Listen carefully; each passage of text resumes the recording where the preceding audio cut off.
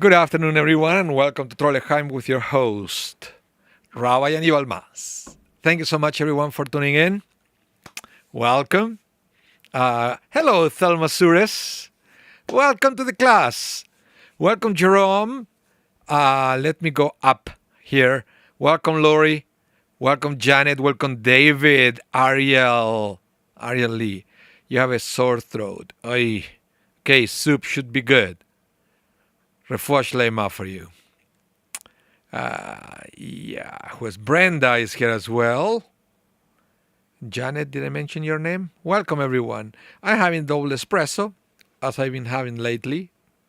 Right, I always explain why the double espresso, because I already had the big latte before, and I feel better having a smaller coffee. Welcome, Randy. Good afternoon to you.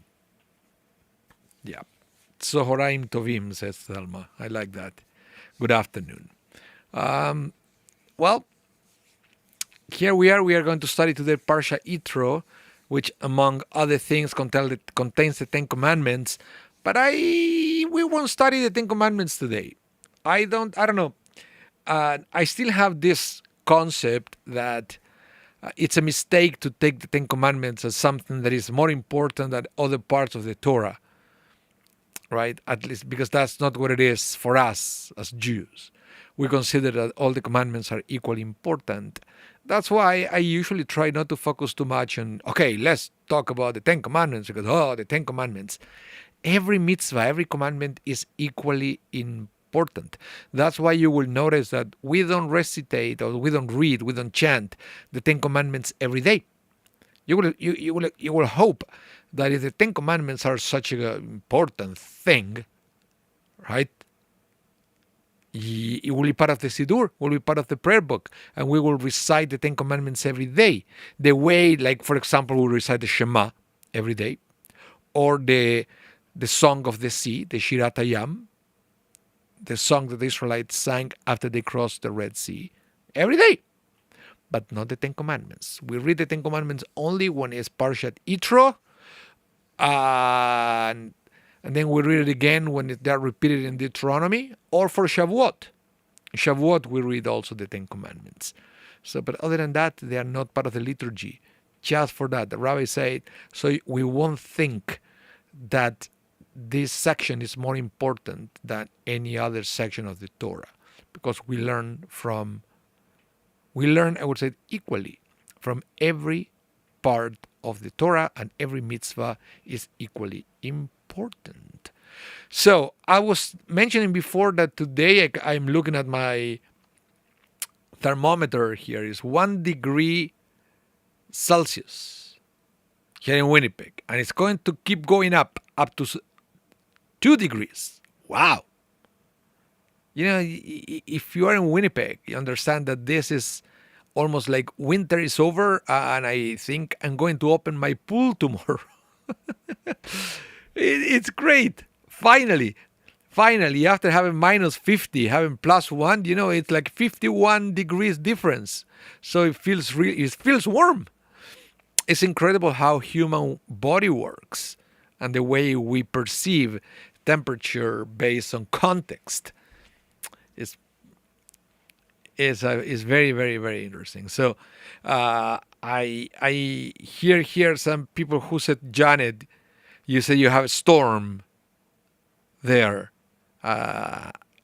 Let me know what is the temperature, whatever you are, right? And Lori, how is Texas? Or where is it? Brenda, David, tell me, how is Texas, where you are? I want to know. I want to know the temperature everywhere, because it's incredible how different it is. Sometimes depends where you're connecting from, and so yeah. So before I forget, it's going to be up. Okay. Before I forget, we're going to have Torah L'chaim next week. Okay, and we are going to study specifically about Purim, because after that I will be away for 2 weeks.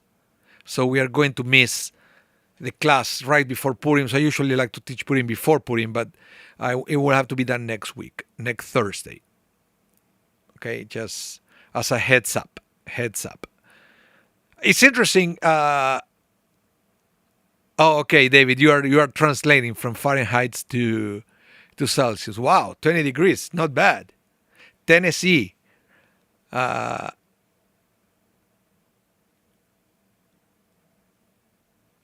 cold in Florida, 9.44. That's what it is. 9 degrees Celsius in Florida. Wow,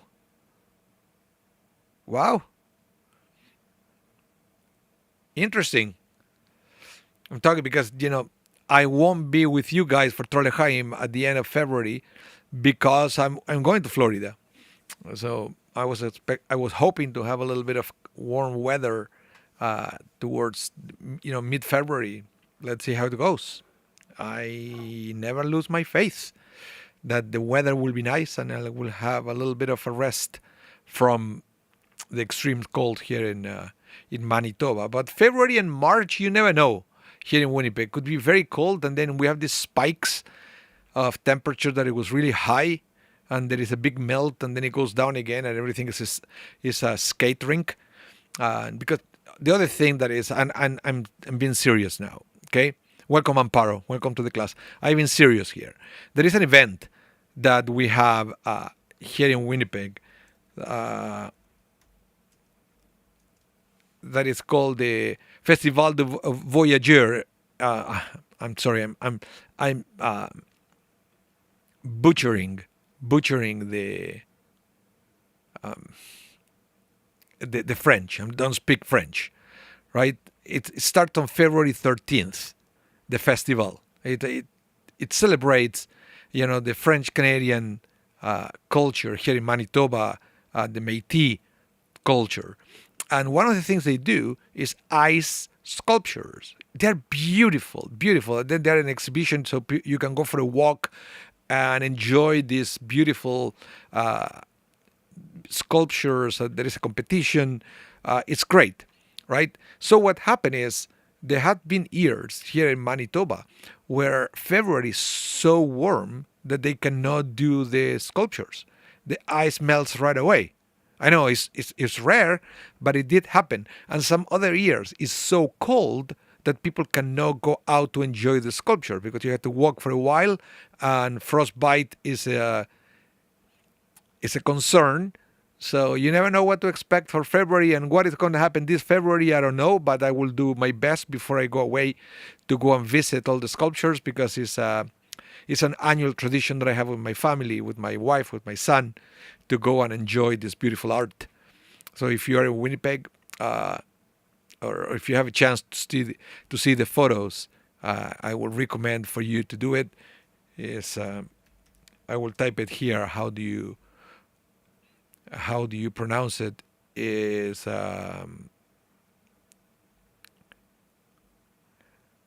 how do you do it here?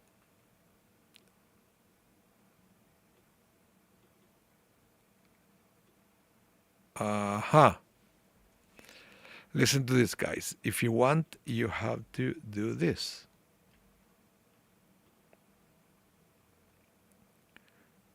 You should Google it. What they do is quite amazing. You Google that, you will have all the information of what they do, what it is, and what is involved. Yeah, it's really something. Okay, so the other thing that is really something is this week's parsha. Remember, it's called Yitro. Yitro. Yitro was Moses' father-in-law.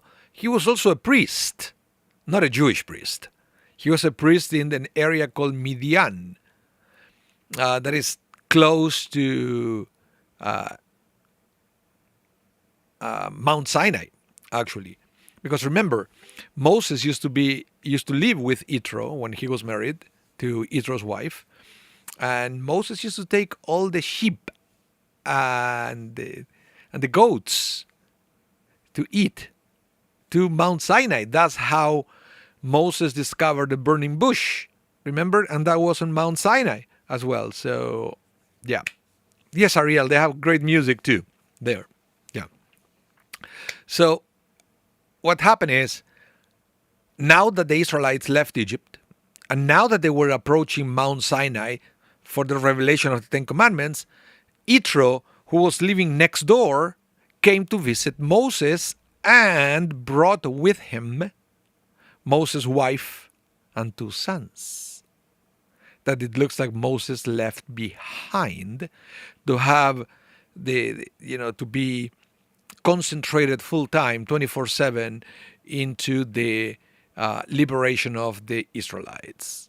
I guess it makes sense. This like leaving the family behind to go for a mission or for a tour, like let's say for people in the military, right? This is unfortunate, but that's what happened with Moses. He had to leave. And now Yitro comes to see Moses, and he brings now Moses' wife and 2 kids. But Yitro had a very interesting encounter with Moses, because it looks like they learned from each other. What do I mean with that? Moses is going to learn in this parsha how to delegate. How to delegate. Are you good delegating? Let me know in the chat, because it looks that Moses was not good at delegating. And Yitro noticed that Moses was not delegating any of the responsibilities. For example, when he was judging cases or things that were happening to the Jewish people. So when Yitro came and said, "What are you doing? You're going to burn out. You have to train other people, teach them how to do what you do, and then you give the easy cases to them, and then you keep only the most difficult ones." And that's exactly what Moses did, which is talking about Moses' humility. Why do I say that? Because many times when people don't want to delegate, it's because it comes from a place of arrogance, but not to Moses. That's why I believe the Torah makes it clear that Moses accepted Yitro's words and Yitro's advice to make us know, to let us know that the fact that Moses was not delegating did not come from a place of arrogance. Perhaps it came from a place that he didn't want to bother other people. Who knows? But not from a place of arrogance. So let me read a few comments here. Thelma Sures, you said, "I like the part of this parsha where Yitro tells Moses to delegate." Yeah, that's what I said. It's great. It's great because we believe that. Brenda, what do you say here? Say, I do the delegating just to save it. So, yeah, it's very interesting. Welcome, Holly. Welcome to the class. But Moses wasn't good. But you know what? He looked like he was good at listening to advice, because the Torah keeps repeating that Moses was a humble person, and we can see it a little bit on this parsha. Okay, but I said Moses learned from Yitro. But what did Yitro learn from Moses? I mentioned before that was some kind of reciprocity here, right?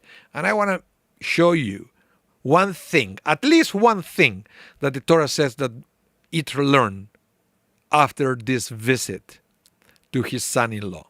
Let's see. We are in Exodus chapter 18, verses 10 to 11, and it says, Yitro said, "Blessed be Adonai, who has rescued you from the Egyptians and from Pharaoh, who has rescued the people from the harsh hand of the Egyptians. Now I know that Adonai is greater than all other gods, because he rescued those who were treated so arrogantly. Oh, you know what I mean. So this is very interesting, because now we have also Yitro recognizing that there was something that he didn't know, and now he does.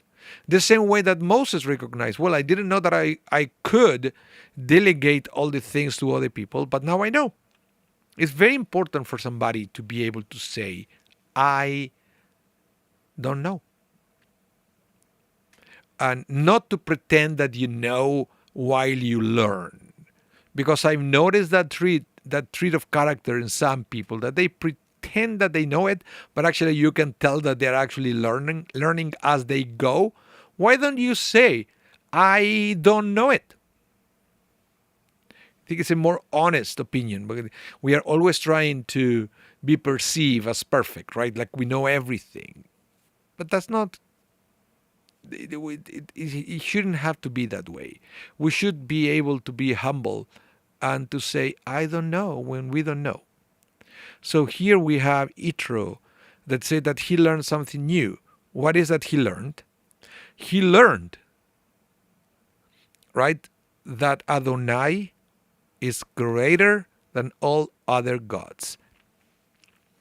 Interesting that you could say, well, maybe what he should learn is that there are no other gods. It's not that God, Adonai is greater than all other gods, it's that Adonai is the only God. He could have said that. He could have said that, but he said it this way for a reason. And that reason is for our own sake, so we can understand something about Yitro. What is that? Let's see the next slide, and hopefully it will be clear for you what I'm talking about here. Okay? Rashi explains, this tells us that he, Yitro, had full knowledge of every idol in the world, for he had worshipped them all.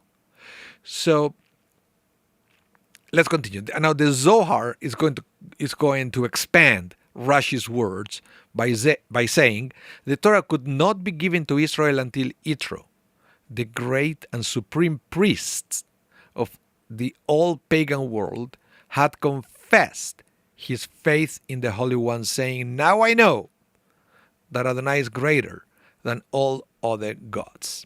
So what it means here, and what the rabbis learned from those words, is that it was written this way to let us know that Yitro explored all those other idols. It explored it. And sometimes we have to understand when it's talking about other gods, especially here, I'm going to go back so you can see. How can I do that? How can I do that? Hold on a minute.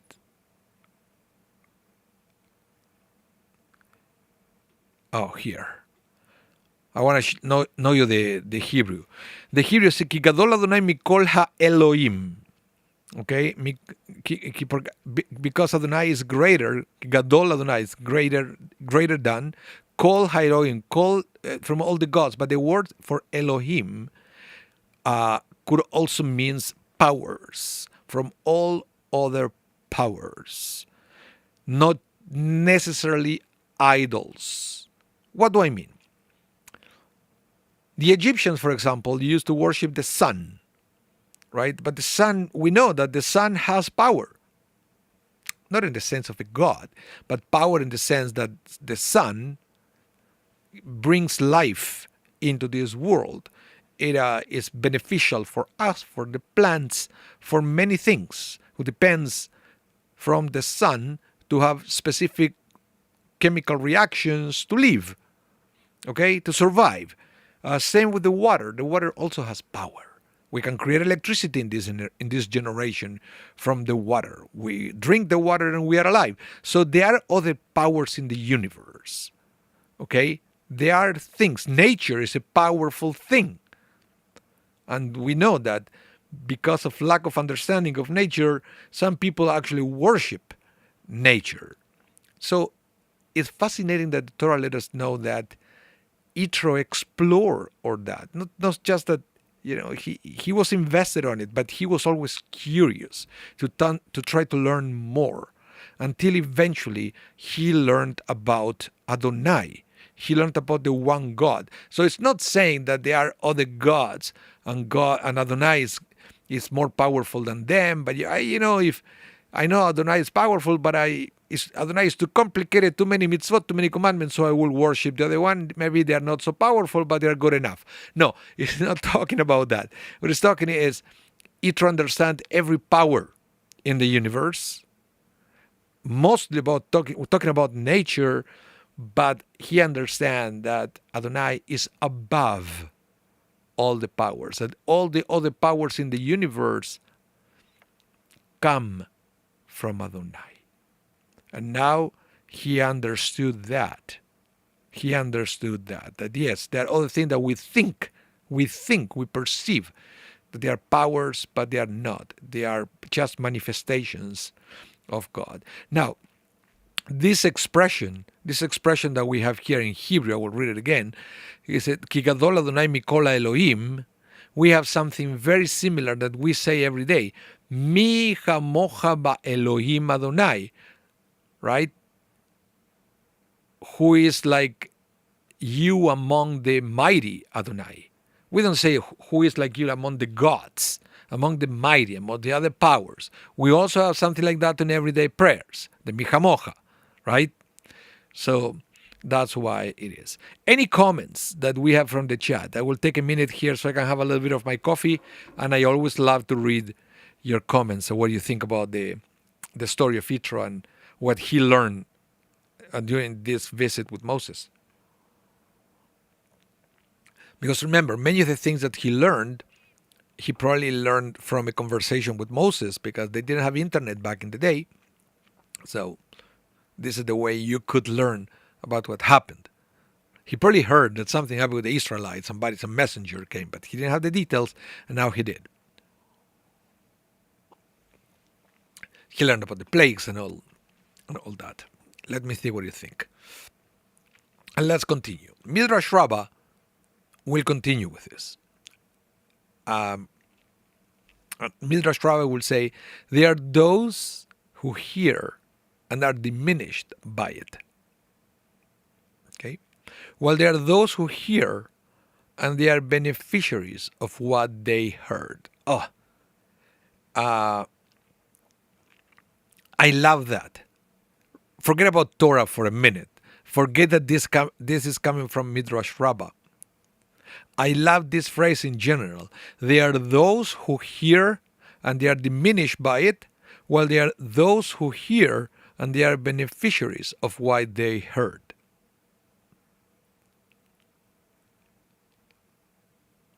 It's incredible.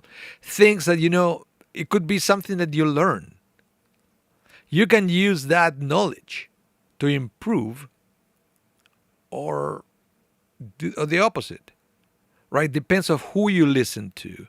Depends on what you listen to. Depends on the quality of the things you listen to.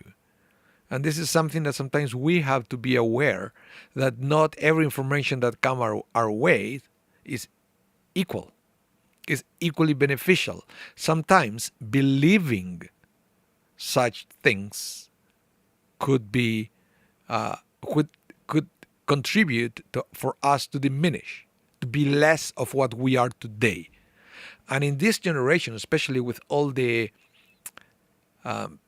fake news and fake things done with artificial intelligence that is getting better and better and is more and more scary, let's put it that way. So we have a double responsibility to filter what we listen or what we see.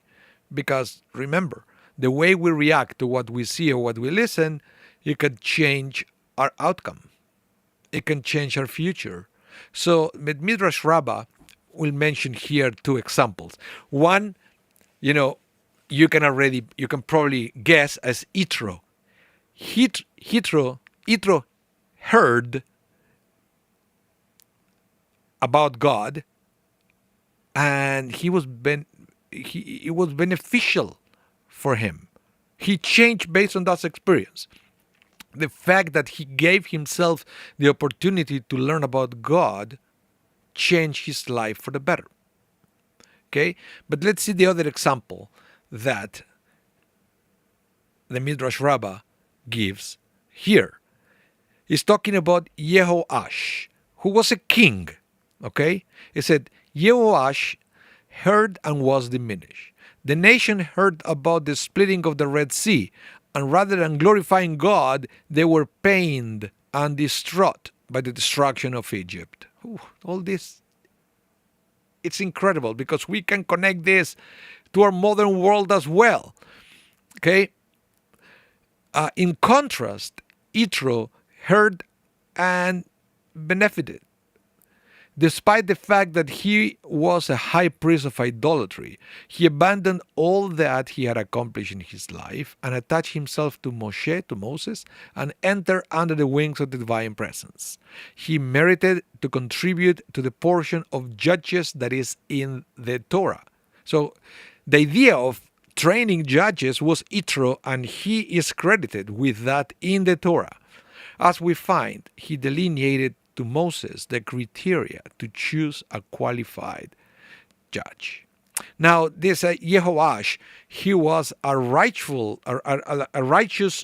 king, a religious king, the one who believed in God, and he started to hear that people wanted to go back to worship idols, and he started to listen to them, and he was influenced by all these negative voices, and eventually he gave in, and he allowed that to happen, and that was a disaster for the Jewish people. So in his case, he heard and was diminished, right? He heard and was diminished. But Yitro comes to prove that change is possible when you have the right influences around you.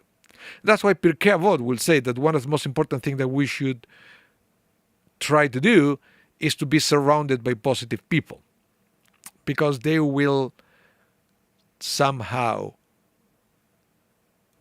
be part of what we are going to become. You know, I always say, you want to know what a person is going to become in 10 years from now? Look at the people around that person. And that will give you a good idea what the person is going to become. Because everything that we have around, what we see, what we hear, it permeates into our life. And I know, Brenda, you say here, it's very difficult to filter, right? Very difficult to determine the truth. I will put it here. Difficult, the truth from the fake. And that's true. But it's also, what it means is, it's our responsibility to decide the same way that, who is, which people are part of our inner circle. Is our responsibility to decide where are we getting our news from, what we listen, what we read. That we can do. We can decide where things are coming from.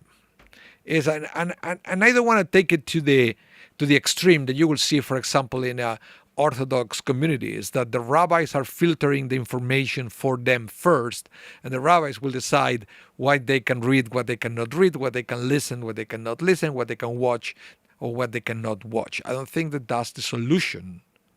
I think we are smart enough to take the time to decide where our information is coming from. The problem is that we never stop to think. We just take whatever is in front of us for granted. We don't take for granted everything that is in front of us. We have to stop and think. That's the way it is. Unfortunately, I've seen it many times. People who share things on social media without even taking a minute to think, is it real or it is not real? Because once you believe, right? Once you believe, the belief will change what you do. The way we do is based on our belief system. So we have to be careful of what we believe, right? That's the thing. So this is a perfect example on how Yitro, because he was able to be around the right people, he was around Moses, changed for the better. And how King Jehoash, unfortunately, he had lousy, counsel around him, lousy friends. So, unfortunately, it didn't go well for him. Yeah. Let's continue with this. Listen to this. This implied that Yitro was aware of Hashem, of God, before. He just did not appreciate God's power. It seems difficult to understand how one can know of Hashem but not know Hashem's greatness. The explanation is that if one knows of God's existence but does not analyze God's own ones that not analyze their own day-to-day life to see Hashem's Ashgachat Pratit, divine providence, if one doesn't realize that it is not his own efforts that causes his success, then he is in effect an idolater like Yitro had been. So let me stop here for a minute. And this is something at least I try to do every day.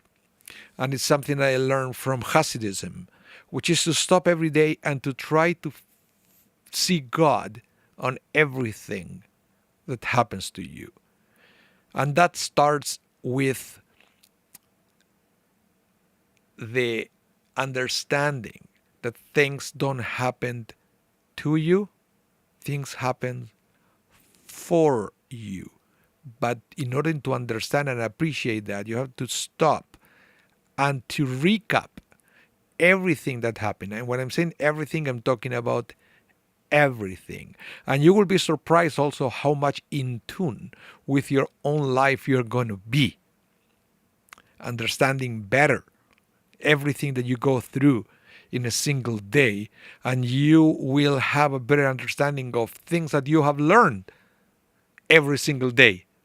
New thing that you learn because you are aware of all the experiences that you have every day.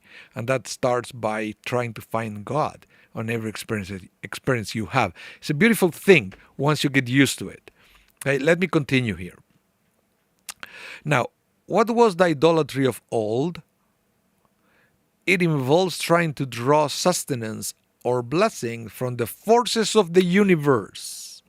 Contemporary man is focused on harnessing nature for his own ends.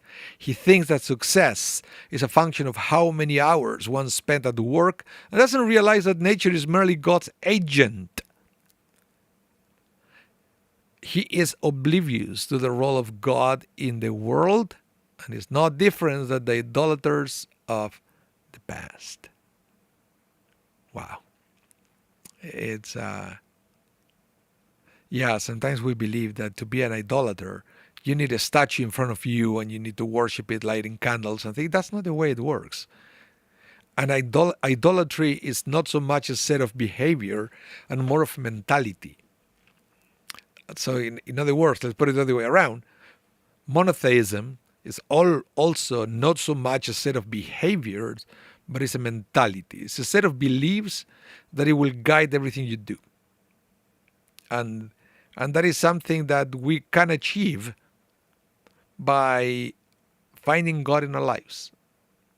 That is the beginning of everything, trying to find God in your life. And from there, everything will fall into pieces. It's a beautiful feeling when that happens. Yeah. Now, the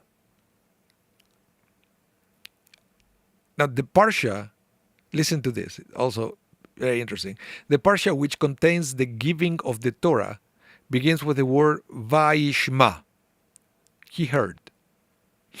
To indicate that a willingness to listen and absorb is the key to coming closer to Hashem. We know this, right? And one of our biggest issues is, and this is all about ego. It's what I mentioned at the beginning. Ego is what won't allow us to listen.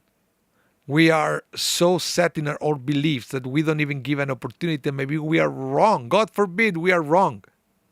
We know everything. We won't even admit when we don't know something.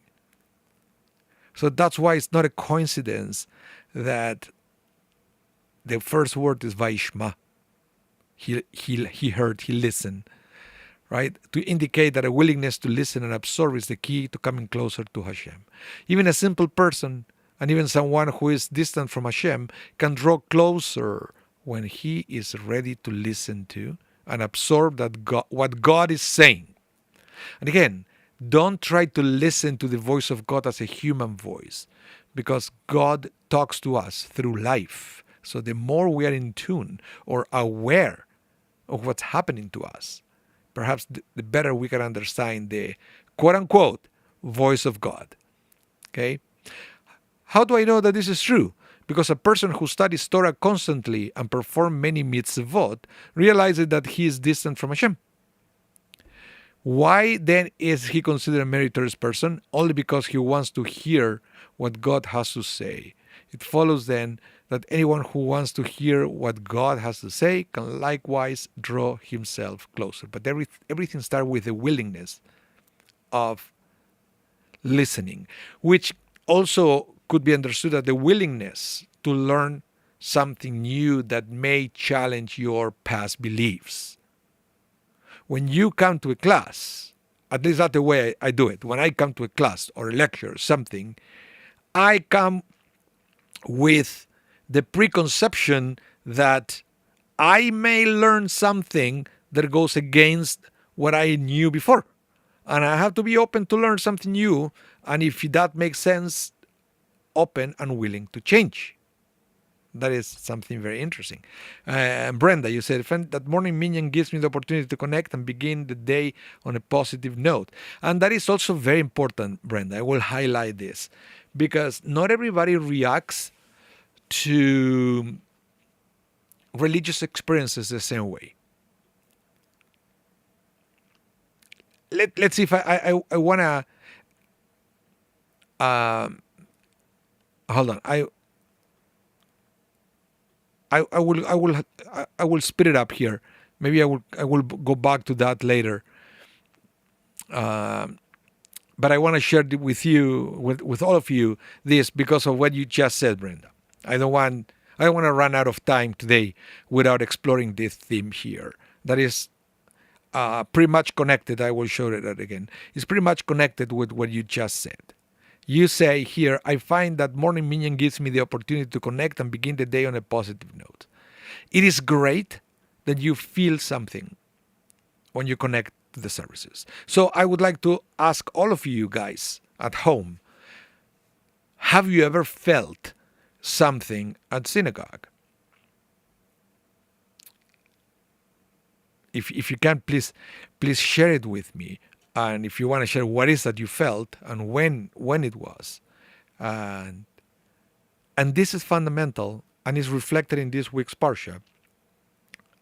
Listen to this. Exodus 20:15-16 says, all the people witnessed the thunder and lightning, the blare of the horn and the mountain smoking. And when the people saw it, they fell back and stood at a distance. This is the revelation. This is God revealing the Ten Commandments to the Jewish people. Okay? Revealing the Ten Commandments to the Jewish people. It's what would you do if you are in that situation? You are next to Mount Sinai, and then God is for the first time. Remember, I always mentioned, you don't listen to the voice of God. You have to look at life to kind of get a hint of what God is telling you. But now you have the opportunity to be there and to actually somehow, I can't even imagine it, listening to the voice of God. Right? And not only that, there are thunders and lightning and the blare of the shofar and the mountain is smoking. Right? Will you do what they did? What they did is they fell back and stood at a distance. When you have this strong spiritual experience, will you run towards it or away from it? Think about that. Are you running towards it or away from it? Why do I say that? Because what they did, and I will read the next verse, they said to Moses, you speak to us, and we will obey, but let not God speak to us, lest we die. Do you get it? These people have the opportunity, unique historical opportunity to listen to the voice of God, and they begged Moses to stop that. We don't want to listen to the voice of God. We rather listen to your voice. You tell us what God say, and we already know Moses wasn't even a good speaker. We learned that about him before, right? Yes. Brenda, I was thinking, oh, thank you. Thank you, Brenda. Jerome said, I had the experience of feeling like I was hovering above the congregation watching the daven. So, yeah, Jerome, for example, why you do that? Are you going to try to repeat that experience, or are you going to be freaked out and try to stop it? Okay? Because that's exactly what happened here. They had this intense feeling. They freaked out because they never felt that before. And instead of embracing it and then trying to repeat it in the future, they shut it down. They rather have the voice of Moses, which you can't even compare. And I think that I've seen other people do it in the synagogue, that they grew up as secular. Maybe they consider themselves rational Jews, and they relate to Judaism through study and, intellectual connection. And they come to synagogue with that mentality, and then boom, they come to the service, something happened. Maybe it's a song, maybe it's a word from a rabbi, maybe it's the silence, and they feel something that cannot be explained by logic. Maybe that's you. And I've seen people shutting that experience down. Oh, this is not my place. It's not intellectual enough for me. And then they say, well, why would they do that? Well, there is a precedence in the Torah. The Jewish people did the same thing. And I believe that it's all going back to what happened with Yitro. The problem is that sometimes by listening, you have to challenge your old beliefs. The people of Israel here, in order to embrace God and to accept that they can connect with the divine and they can have this kind of intense spiritual experience without involving the kind of sacrifices that the Egyptians used to do, right? Discovering that that's possible was probably frightening just by itself. Because when you accept something, you embrace it, then it implies that you have to change the way you live. Sometimes it implies changing lifestyle and stuff like that. So this is an interesting example that the Torah gives, and it should be something that we have to learn. And I believe that this couple of verses here are not analyzed nearly enough. Because I can tell you, I know many people that they refuse to accept that they had strong spiritual experiences. Because if they embrace it, that means that they will have to change their lifestyle. God forbid they're going to become shul goers, right? And maybe they will have to go through peer pressure. What do you mean you want to go to shul? You're not coming golfing with us this Saturday? What are you going to tell them? No, because I went to synagogue last Saturday and I felt something, guys. It's amazing. Nobody wants to do that because they're afraid that somebody was going to make fun of them and think. But it's real. It's real. This attitude is more common of what we may think. Let me read a little bit of the your comments here. Lori, you said, men in Talit like angels at the kotel. Randy, I feel more aware that there is much more than myself to handle myself, a true meaning of life. Okay, very nice. Jerome, always hope it will repeat. Yeah, okay. You see, that's the thing. Give ourselves the opportunity to repeat it instead of shut it down. Holly, you said, my first time at synagogue, I was 9. When I heard the cantor sing, I felt the notes were coming directly from heaven. A piano was being playing behind the curtains too. Always possible. Yeah. But you see, Holly, I've seen people, and I can think at least a couple of my friends, that they went through that and they were freaked out by that experience and they never came back. It was uncomfortable for them. Sometimes it could be uncomfortable if you don't embrace it. So it's easier to shut it down. Ariel, highly divine experience. Thank you. And he said, and Holly said, I had the same feeling when I heard Rabbi Abraham Joshua Heschel speak. You see, that's my point. It doesn't have to be just music. It could be a word, could be a cadence of a speaker that it makes you enter into this spiritual trance because of what they are saying and the way they say it. Right? It's a thing. I feel some of this when I read from the Torah, Thelma. Yeah, absolutely. You know what? I felt something very strong, and I didn't know what it was. The first time that I heard the sound of the harmonium. You know what the harmonium is? Is this East Indian instrument. In fact, I use it sometimes for services. I've been practicing today because I'm taking it on Saturday to a Shabbaton at the Hebrew Day School, and I usually bring it for them. I'm invited to do mincha with them at the end of the Shabbaton. They're very tired. They haven't slept and way too much sugar during the day. So I bring the harmonium and everything calms down, and you will be in awe at how the students react to it. When I went, it was an experiment, and I thought that they were going to laugh about the harmonium. But in fact, they came to tell me, like we are talking about sixth graders, that they felt something with the vibration of the music after a long Shabbaton. It was incredible, right? Look, let me show you a little bit. I have it here. Let's see if I can play it, because it's acoustic. I cannot connect it, but let's see if the microphone can capture it.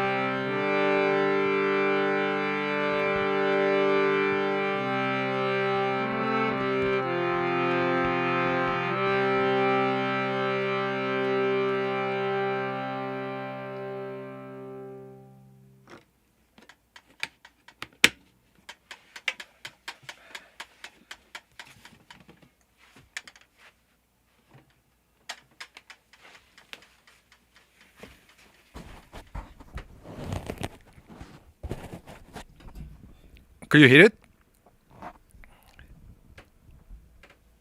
If you were able to hear the harmonium, let me know. Let me know, because I don't know if this microphone is great for amplifying a harmonium, but it's all I have.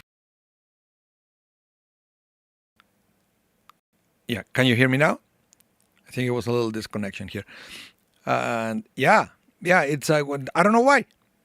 The first time I heard it, I could have shut it down, because I could have said, oh well, it's an instrument that is played on Hindu temples or Hare Krishna, so I would shut it down, and I would say, why? Make me feel something. So instead of that, I embraced it, and I get a religious experience every time I play it. So that's why I said this text from this week's parsha resonates with me because of that. It's an experience that never felt before, and I had two options. I can shut it down, or I can embrace it, right? So, yeah. So listen to this, for example, that even Ezra said. Heads of the tribes who were close to Moses said they spoke to Moses after the 10 statements were completed, because they were very anxious, for they feared that God would continue to speak to them and that they would consequently die. That is why in the next verse, Moses told them, fear not. Okay? And that's exactly what happened. Moses, did I put it here? The next verse, Moses will say, don't be afraid. Nothing bad is going to happen. In fact, it's all the opposite. This is beneficial for you guys. Don't shut it down. God is giving you the opportunity to wake up your soul, which is one of our goals in life, to have more consciousness of the connection between our souls, our God, and that's it. Right? So the Hiskuni will say, the people of Israel say, you speak with us and we will listen, we will obey. They said this, that they were afraid of the thunder and lightning. It's all this, like, they were afraid that this intense experience would be bad for them, which in reality was all the opposite. Right? Now, the Ora Chaim will explain this. It said, the people meant that if acceptance of God's commandments was dependent on our listening to God speak to us directly, this was no longer necessary. They said, it is good enough for us to listen to His commandment as they come out of your mouth. We will consider this binding upon us. We do not wish to endanger our lives by being exposed to God's voice any longer. They said to Moses, if you speak to us, we will be able to hear it without dying. If God were to continue to speak to us, we could not hear because we will die. Now, the key word here, I don't know if you can see it, but to me the key word is what it says, when the people of Israel replace the experience of being aware of the presence of God with Moses. Why? It says there, because it was good enough. It was good enough. And this is so human. We settle with good enough when we have the opportunity to aim for excellent. I don't know if this ever happens to you, because it's a very human thing that we should all try to overcome. Not to go through life accepting, well, this is good enough, it's good enough, it's good enough. Sometimes you have to. Sometimes you have to, because there is no way to go any further. But if it is upon you, if you have the skills or the opportunity to aim for higher, why do you have to settle with good enough? Of course, it's good enough to go to synagogue and, just get what they give you, and it's good enough for you to have a little bit of an experience. But what if you have other ways to enhance that with your own readings, with your own songs? Maybe you can pray at home or listening to different kind of music to enhance that spiritual experience. Don't settle with good enough. That's what the Ora Chaim is telling us here. By the way, I think it's Ora Chaim, I believe it was from Morocco, this work. And I also believe that here, without dying, only think of, if God speak, we are going to die, is a metaphor for all the things that you have to change, all the comfort that we already experience in our lives. Because let's be honest, we human beings are great at getting comfortable with dysfunction. We get used to it. We get used to our dysfunction. It's good enough. That's okay. I don't need more. You may not need more, but you can aim for more. And if I feel that if you have in you to give more, it's because God put it there. So we have to always aim for excellence and never to settle with good enough, which is what the people try to do here in the desert, and they missed an opportunity. They miss an opportunity to listen to the voice of God on a daily basis. It's So Moses says here, I will continue with the Ora Chaim. In the next verse, says, do not fear. Do not fear. Moses reassured the people that even if the Lord were to continue speaking to them directly, they will not die, as God had already accomplished His purpose in testing the Jewish people by inspiring awe of Him in them. He had already removed the residue of pollutants that they had still contained within themselves, pollutants dating back to Adam. There was also a second reason God had spoken to Israel directly. Once their pollutants had been removed, God's presence was able to occupy a permanent presence among them, and the image of the Lord which original man had been created in had now been fully restored to all of the Israelites. The combination of these two elements was a great barrier to the Israelites sinning again in the future. Anyone who possesses shame, another word for fear of the Lord, will not easily be tempted to commit a sin. So in other words, what it says here is the refusal to accept a greater spiritual experience on their life is because they knew what it meant. It knew that it means a new lifestyle, that it will be more and more removed from sin. And that's not necessarily the kind of lifestyle we want. So it's very interesting. That to me, I think is a very interesting thing. So yeah. Okay, guys. So thank you very much, everyone, for your presence. And remember, next week we are going to study about Purim. And then we are going to take a 2 weeks hiatus because I will be away for a couple of weeks. I haven't taken real holidays in a long time. And this also are not real holiday. I'm going to a bar mitzvah and a cruise. So it's going to be a little bit of a blend between work and vacationing.